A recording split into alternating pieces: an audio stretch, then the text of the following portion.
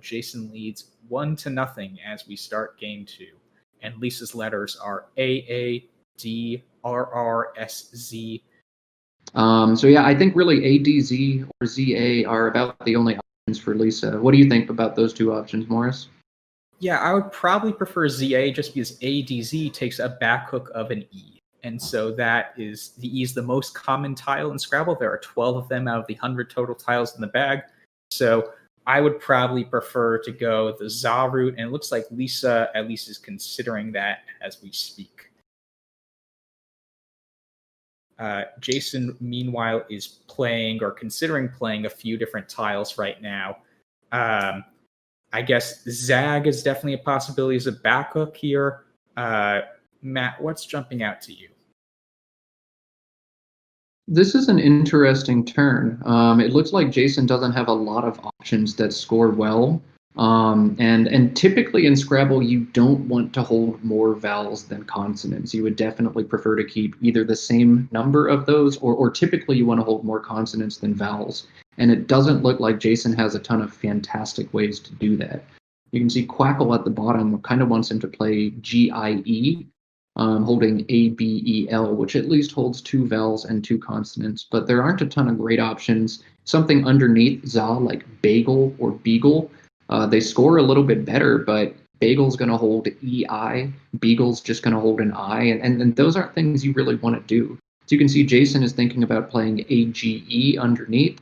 That's terrifying to me because it has front hooks, back hooks, sets up the opportunity to play underneath, but at the same time, it holds a lot better than almost any other available play here. And it actually works out very well for Jason. I presume billers and maybe rebills are words, so he'll almost definitely bingo on the dynamic board that he just created.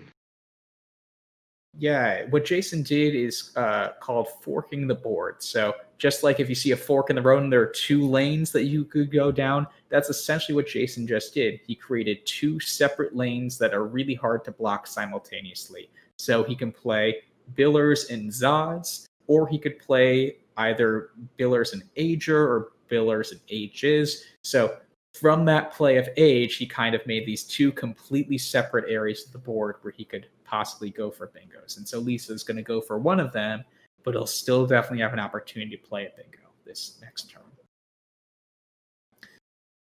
Another interesting thing here about Lisa's choice in play is she's playing hard with ager rather than aged. My guess is she wants to guarantee an S spot. Hard takes an S front hook. Christian Schneider is giving you some flack. He says you presume those are, Matt presumes those are words, but he doesn't know. Hey, they're playing void. I would thrive in a void environment.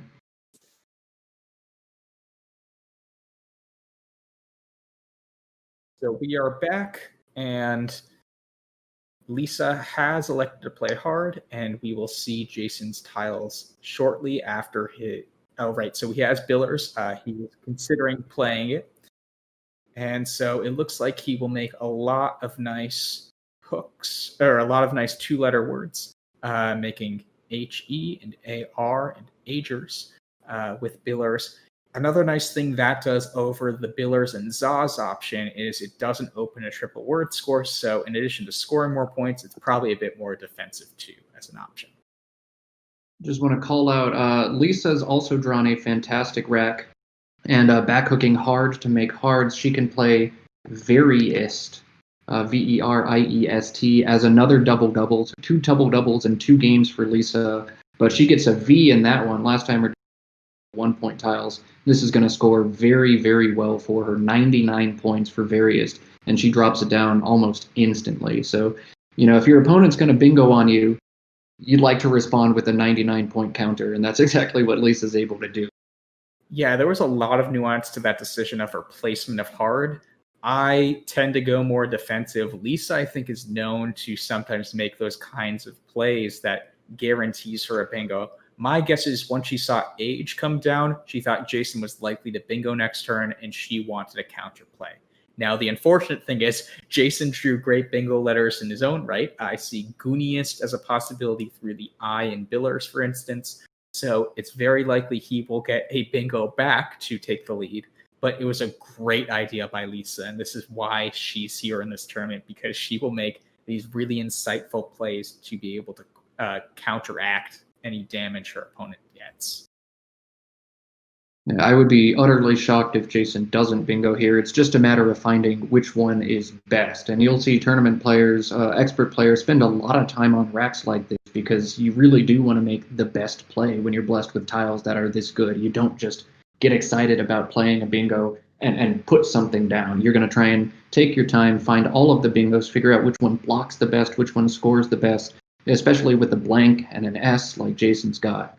So I bet we see him take a little bit of time here. What is he putting down right now? He's putting down oogenes, or oogenes, I should say. So that I think is his highest scoring bingo.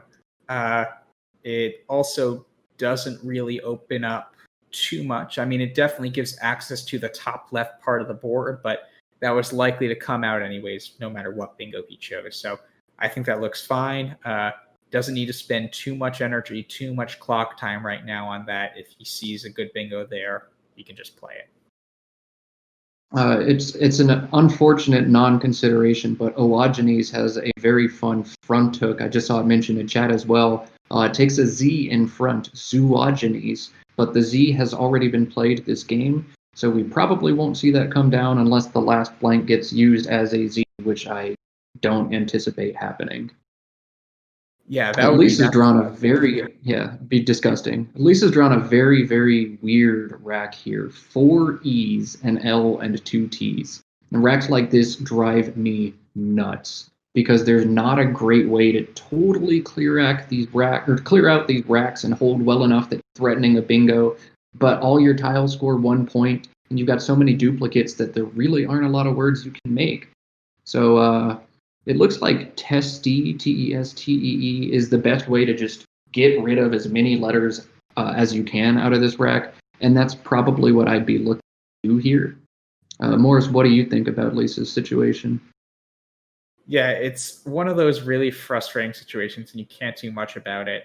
Testee looks like a really good option, especially because she's losing right now, so it opens up a bit of the board. Quackle's second choice of T. You might consider if you're winning, because that closes down some of the board. That would go directly below the 2 O's in oogenes, making OE twice. But that definitely limits that potential side of the board that was just opened up, and it doesn't open up the left side or the right side of the board. So I prefer Testee there over T. It looks like she's even going Leet. That's actually a really good idea here, because if you look at how many E's have been played, it's much more than is expected at this point in the game. Jenny's was 2 E's, Billers had an E, Agers had an E, Various had 2 E's, and this will now have 2 E's. So already most of the E's have been played in the game, and it's really unlikely for her to draw a third E. The one reason for that is the E is one of, if not the only tile that it's actually good to have 2 of. There are a lot of words with 2 E's in them, especially bingos. So I actually think that's a really clever idea. Given all of the E's in the game played at this point, it's fine to keep 2. So this is heartbreaking for Lisa. She drew into another bingo. She pulled D tunes, and I think part of the reason she drew that is exactly what Morris said. She realized there were not very many E's left. She probably wouldn't draw a third one, and 2 E's are all right to have.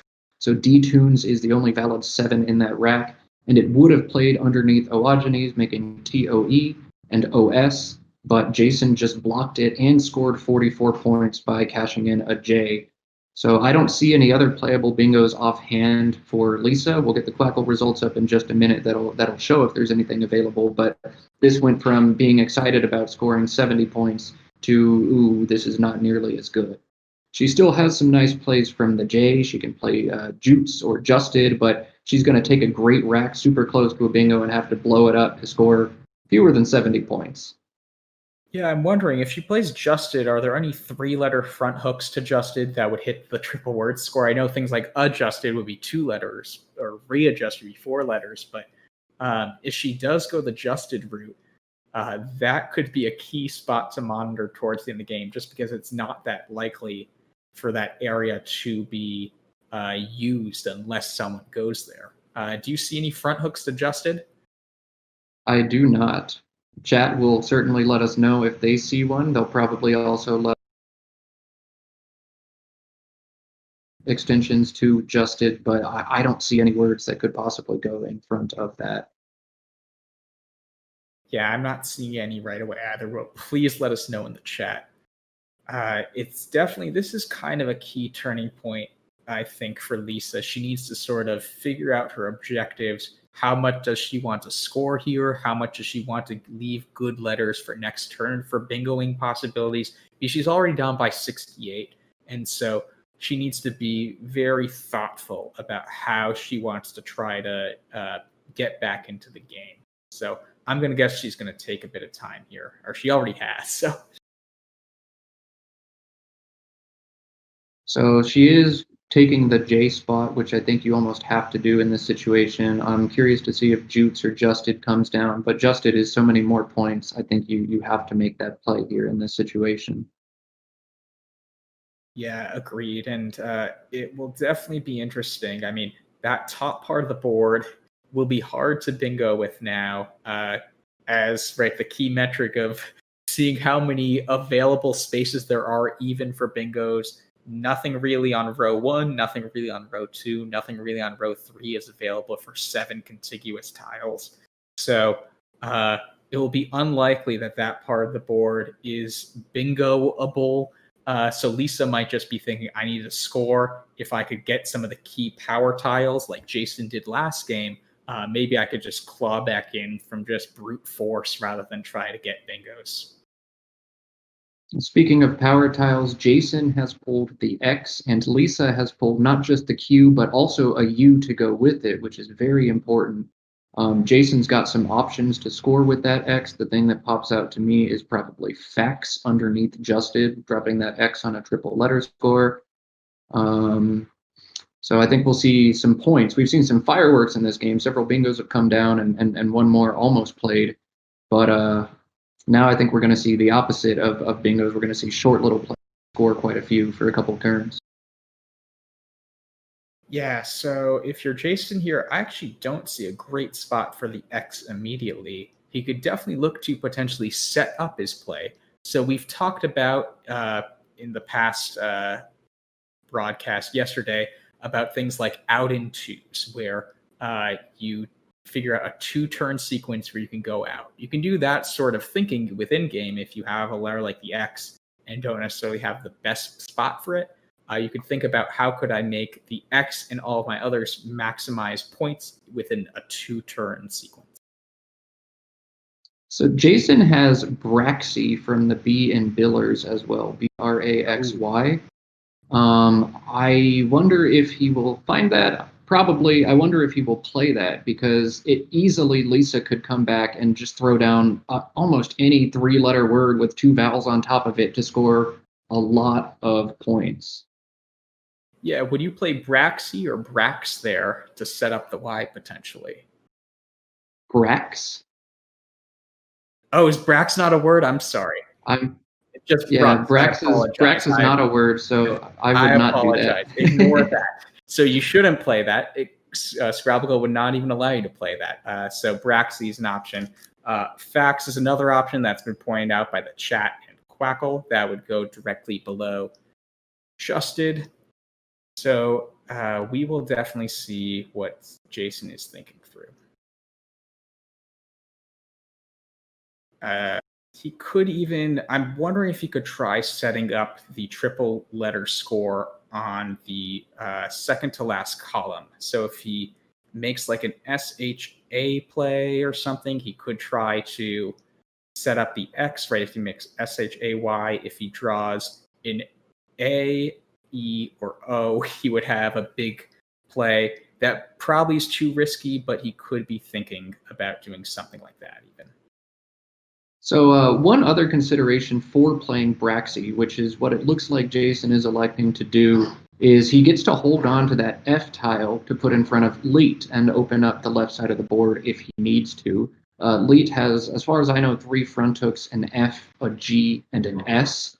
But on a board that is quickly getting very closed, I think holding a tile that will let you read if you need to, or if you want to, or if you've got a word that might go down, That's a good thing to do. So Braxy opens up a big spot, but holds well for Jason.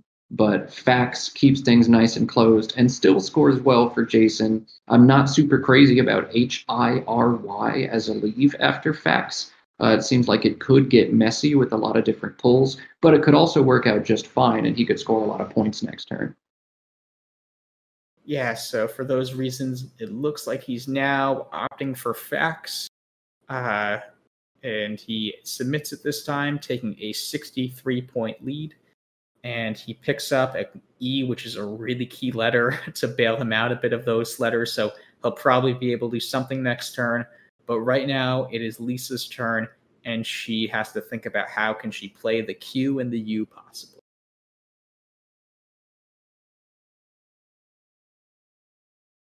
Typically, I would be very happy to draw the Q and the U together, at least. I could probably score some points, and I'm really just not seeing good options available for Lisa right now with the Q and the U. Yeah, I'm not really either. So she might want to actually. So the Q and the U are actually pretty good tiles, even potentially for bingoing, they can work sometimes. So she could just try to get rid of some for other clunky tiles, like the W this turn, if she doesn't see anything. Interestingly, it looks like she might be playing Quay, which is Quackle's top recommended choice. It definitely could be a bit risky. There are 2 U's still out. So there could be a big Q play coming up at some point, but this will actually put the ball in Jason's court, because if you throw a Q out like that in space, Jason could think maybe Lisa's holding another U or something. It could really, really mess with his head. So it's a gutsy play, but I really like it. It definitely makes your opponent think and have them have to make the right kind of play. It forces their hand. And if you look, Lisa has picked up another U immediately. So that's huge, and that's going to give her a real fight chance in the game. Yeah, so if you're Jason here, Matt, what would you be thinking after a play like Quay? Would you try to address it? Would you try to ignore it? What would be your thought? I mean, there's really not much you can do in response to Quay if you're Jason. You're not going to do something insane like just drop your eye behind the Q. You don't have any front hooks to lead, so you can't do anything, and you just kind of have to ignore the spot right now. And I mean, you have a pretty terrible rack, VHWY, all at the same time. Try and clear some of it up and score some points, and see what happens. Yeah, so it looks like he's been trying Wishy. As the chat points out, Wishy and Washy are not both words, so he can't play Wishy this time. So he needs to think about some other options here. It will be hard to get rid of the W and the V here and score points. But he could just opt to kind of get rid of those, not score a lot. He definitely has a bit of a cushion. Or he could decide he want just get rid of one of them, score a bit, deal with the other one the next turn. It really depends on if he thinks it's better to score a little now to have immediate options next turn, or take 2 turns but score a bit more each time. So this is a tricky turn. Well, one beautiful option, which I missed, is the front hook to agers of wagers. So he could play way or werv there. That's WHEY, like the protein, or werv, WHERVE. They both would be pretty nice plays scoring-wise. They'd score more than 30 points. Would you go that route, Matt, or would you be looking at something else here? So the scary thing about that play is there's one S left in the bag, and if you make a play like Way especially, whoever draws that S is going to get a huge benefit because that spot is yours, and there's not really much that's going to be done about it unless the other player burns a blank to get rid of it. Jason is in the driver's seat right now. I don't think he needs to be opening up a dynamic spot like that, but at the same time, he doesn't have many other good options, so he might have to. Yeah, one other option the chat point out is Chivalry through the S in Oogenes. That doesn't score as much, but it gets rid of a lot of those tiles, and turnover could matter here. There's definitely some good stuff left in the game, and Jason might just want to score a bit, close up a lot, right? Not open too much on the board in a kind of way that's hard to block later on, and just move on from that. So that's definitely an interesting idea too, and it's a really cool idea from the chat. But it looks like he's now seeing the word or the wagers hook, and he elects for way. I think that's the play you have to make if you're Jason in this situation, but I think it's going to lead to for him down the road as long as that S is seen to him. If he picks up the S, it's darn near game over, aside from maybe a Q bingo. But I think he had to make that play. I think that's A-okay for him to do. Yeah, definitely. I mean, that's going to be a key spot. I'm looking at other spots on the board. So the Q spot's definitely going to be a key spot to monitor. I guess the only other spot that's jumping out to me right now is in front of Hards. Shards could go there. Both C's are available still. And so that could be a really hefty play at some point. But right now, at least, those are kind of going to be the three key spots I'm going to be monitoring for a bit. So if you're Lisa here, though, you don't quite have any play that goes down to the triple with something like Queen would have been nice, but she only has one E. Matt, what sorts of plays would you try to do here with where you have a lot of clunky tiles and no great scoring play? So this is an interesting turn. She has he has unsewn, UNSEWN, through that S in Oogenes. That's going to open up more bingo lines for her to play alongside unsewn on the right. But that U is so important right now. And the U is a terrible tile in Scrabble. It's one of the worst 5 for sure. But right now, with her deficit and the lane that's open and how Jason really can't do a whole lot about Quay, I think she almost has to hold on to it if she can. So maybe Blonde through the LA in Leet and Quay, keeping DENU. That could maybe be an option.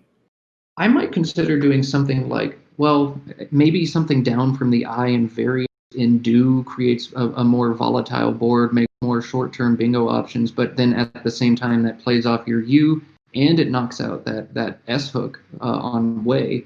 If I'm Lisa, because Jason took so long to make that play of WHEY, I get the sense that he felt uncomfortable making it. So I would read into that he doesn't have an S or a blank.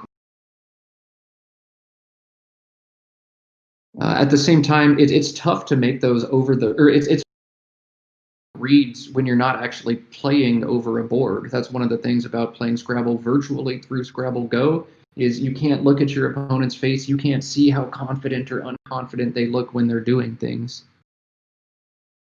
Yeah, that's a really good point. And so she goes with when here, and it'll be interesting to see how Jason deals with this now. It could be that the queue stays open for a lot of turns here. Just really hard to block that in a natural way without opening up something more dangerous potentially.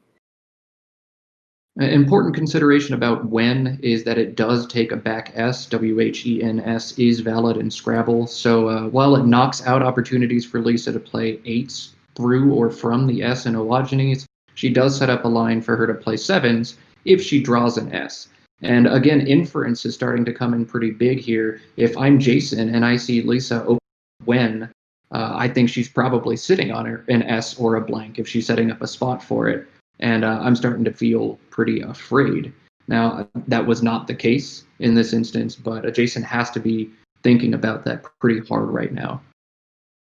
Yeah, it's a really tricky situation for Jason. And it's a pick your poison kind of situation. There's so many potential dangerous spots that he can't really address. It's really stressful sometimes to be in this situation. You obviously would prefer to be up 50 points than down 50 points. But the trouble with being up 50 points is to find your best play, you need to go through every single possibility your opponent has. Whereas most of the time when you're down by 50 points, you can just kind of think, what's my best strategy just for me, regardless of my opponent? I need the best case scenario to happen. I just really need to think about me for the most part. So Lisa can breathe a bit easier often in these situations, and Jason elects to play Vine. I think that's a perfectly reasonable play. but Lisa will have queen to counteract that.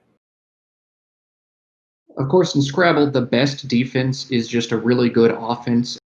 Jason had an amazing pull after Vine. He picked up the last blank and other very good bingo tiles to go with it. He is certainly going to get a bingo down soprani, the plural of soprano, that he can make with when or with ways, whichever spot he prefers. He has atropine available as well, play over next to queen, making NA. Looks like he sees soprani, and very quickly he's going to throw it down the highest scoring spot, making wins. And suddenly Lisa goes down over 100 points, and there's not even a blank left. And her Q spot is gone. Really, really hurts if you're Lisa to see that. Yeah, that definitely hurts. And I think caught queen is spelled Quean, right? I know she has the C and the O right now, so that would be something I would be looking. But I think it's caught queen Qean. So unfortunately, she doesn't even have a big non-bingo and then a bingo possibility after, it looks like. So if you're Lisa here, things look pretty bleak. It'd be great if we could see the remaining tiles in the bag, if possible. So it looks like, so we see 25 unseen tiles. That means there are 18 in the bag from Lisa's perspective. She just at this point kind of needs to score a bit, not take too much time on her clock, and hope for the best draws possible from here on out. It's not really that great a situation for her. I don't like Quackle's top suggestion of a play like Fund, just because it really obstructs one of the key bingo lanes left. I like this route better that Lisa's considering of Fobs, just because you can play with that right side of the board potentially in multiple ways. So it'd be great if she sticks with this, I think. Matt, what are your thoughts? I think you have to play Bond alongside Soprani there, making Ab, No, and I. And it sets up a really dynamic spot for the last S, and you just have to pray that you pull it, and you pull 100-point bingo or something like that, and that Jason doesn't have the stuff to block it. But really, if you're Lisa, you're just grasping at straws here. You've got to be 1% to 2% to win the game at that point, if even that. You probably need some help from Jason drawing poorly and possibly even making a big blunder there. And in a best of 5 like this, the spread or the margin of victory really doesn't matter to these players. The only time it would come into play is in the event of a tie, which is incredibly rare in upper level Scrabble. So, I really don't know how much more Lisa's even spend brain energy on this game. I would be ready to throw in the towel and just kind of move on to the next one. Yeah, that definitely is a consideration. There's a lot of mental stress when every game like this matters. I know at Nationals, for instance, that's 31 games long and just decided by standings, not decided by head-to-head matchups like this.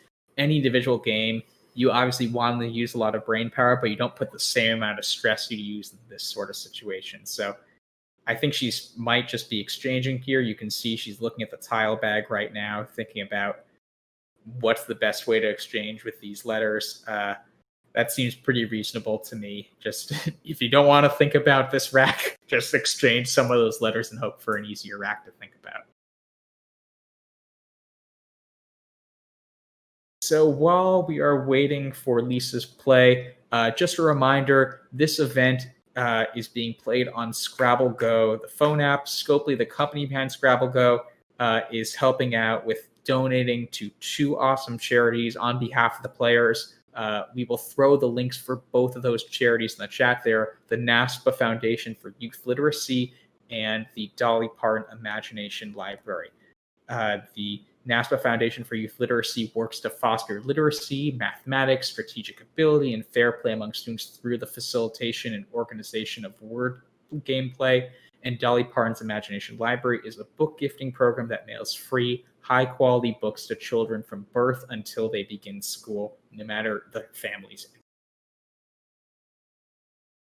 Those are both 2 fantastic charities. We're hoping to build some donations to those charities through this tournament. Scopely obviously making a very, and we're hoping to try and get some of that donation matched by observers to this stream. You can see the links have just been dropped in the group chat. or in the live chat rather on the stream. And we'd really appreciate it if players consider donating a few dollars. And one other reminder to like and subscribe. Like this stream if you like the content you're seeing, and subscribe to the NASPA channel to see the rest of this tournament and more NASPA content. NASPA is the North American Scrabble Players Association. You can play all sorts of tournaments when play will resume at some point in the distant future. But for now, like and subscribe to follow all the content we're producing. So Lisa, I guess, as we saw last game, Lisa did come back a lot, even though she wasn't quite able to seal up the victory. She did draw ING here, so maybe she could have an outside shot of drawing a big bingo here.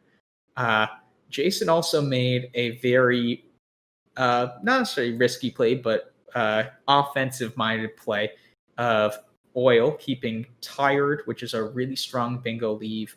But that does possibly open the door for Lisa to etch out some sort of play that scores a bit this turn and leaves her with a big bingo possibility next turn to go out. So I'm looking now, Matt, are you seeing any big bingo possibilities for Lisa? I am seeing big bingo possibilities for Jason. His aggressive play, holding very bingo-oriented tiles, gave him dimetric through the eye and soprani. Nice. And I sincerely doubt Lisa is going to be blocking this turn. Maybe she makes a last-ditch effort to open a triple-triple by playing down to the left or right side of soprani. But if she doesn't block dimetric, that is absolutely game. Yeah, she could just play her U. That'd be the other thing, just because she could draw into attacking. Both C's are available. So if she just plays Un with Soprani, that could be her kind of best case scenario there, and then draw the C and play tacking parallel to the E and the N and Queen. But yeah, it's not the most likely outcome. I do want to clarify. I mentioned if I was Lisa, I would resign at this point. That is not a literal resign. You should not and cannot literally resign from tournament Scrabble. I just meant figuratively resign and just kind of make some plays without spending, a bunch of brain cells trying to figure out what gives you the best chance to win the game. Because honestly, I think the win percent for Lisa at this point is 0. I mean, maybe she opens up a triple-triple and Jason has absolutely no way to block it, and then she draws a triple-triple, but that's basically slim to none odds for her. Yeah, and it looks like she might be going for Aug now, or, well, no, she's just playing the U, so I'm not sure. Okay, now she's considering the K as well. So it looks like she's just going for good bingo tiles. Yeah, I'm not sure if that's necessarily the best move here, but again, no need to think about this too much. Things are pretty bleak, and she doesn't have a ton of time left, so I think kind of getting a move down to continue moving the game is perfectly fine here. Yeah, Jason has set up dimetric on his rack. He is all ready to play it, and like I thought, blocking the spot at this point. So this is going to quickly go to 2-0 if this result holds, but this is a best of 5, and in Scrabble, I can't emphasize it, anything can happen when you have two very talented players on a board like this. Yeah, and so we see dimetric come down now, and she did draw outgain, so that will go down as a counter bingo, but Jason has built up too much of a lead at this point, and that will be game over. So outgain or its anagram autoing, either one could go down for Lisa in the same spot. Looks like she's opting outgain if she can get those tiles in the right order. But it's going to be too little, too late. Her deficit is 190 points, and then she was going to score about 75. Yeah, and so how many tiles are actually left in the bag at this point? Could we get the tile bag, possibly? So there's exactly one in the bag.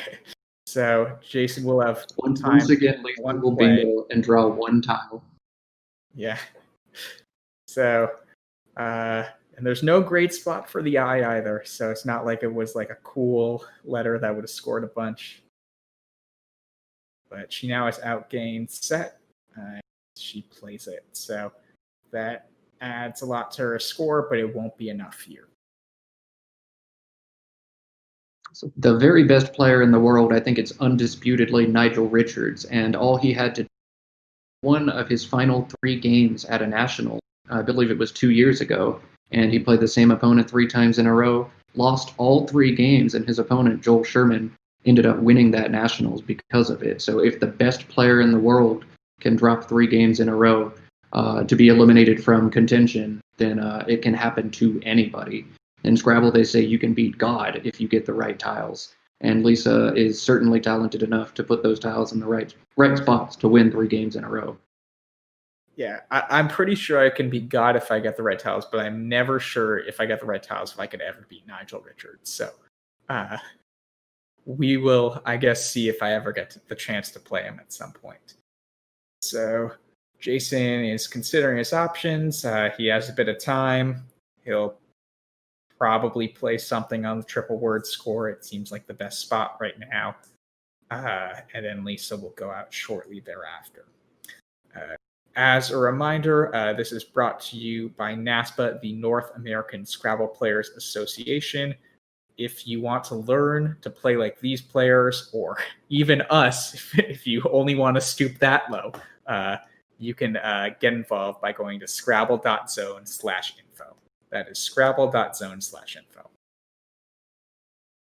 If you're a newcomer to Scrabble, you like to play recreationally, and you're intimidated by the caliber of play you see here, I would not be. Tournaments tiered into divisions most of the time. So these players would be in the expert division, but typically tournaments will see 2, 3, 4, even 5 divisions at a time. Newbies and beginners almost universally play in the lowest division, the novice division, and there are tournaments and opponents for you.